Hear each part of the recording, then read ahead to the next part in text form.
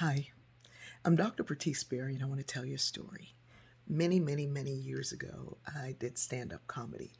And my reason for doing stand up was to use it as a means to get people to look at things that they didn't necessarily want to discuss or understand or know.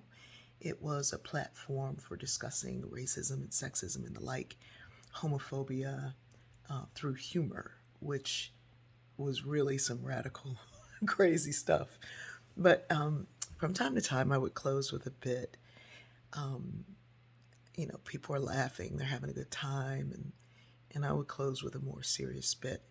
And I said, I was talking to this brother from the South, and I asked him what he thought we needed to do, because them Southern brothers can rock some knowledge.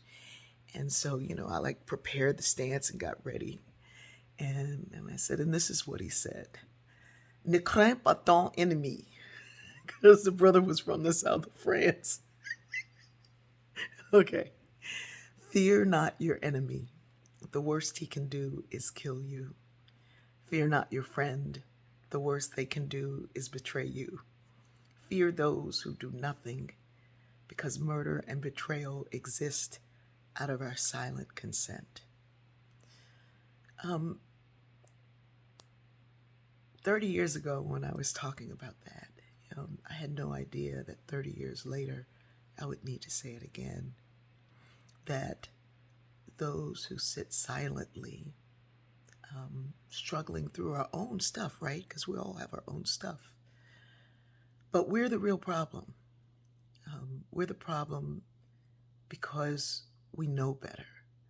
And to know better and do nothing, um, there's a different kind of justice waiting us, right? We stand by and say nothing when we see things that we know are wrong, things that we know can be corrected, something can be done, and it takes a little thing. But it feels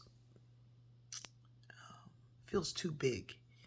And I think the reason it feels too big is very often we believe that we have to hold up the entire sky. And we don't. We just have to be responsible for the sky that we stand under.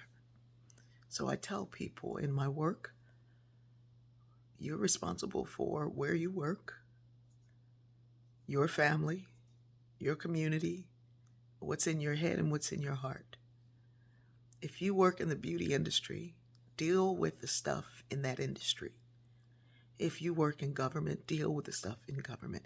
If you work in a church, deal with the stuff in your church. And then deal with the stuff in your head and your heart. Not necessarily in that order.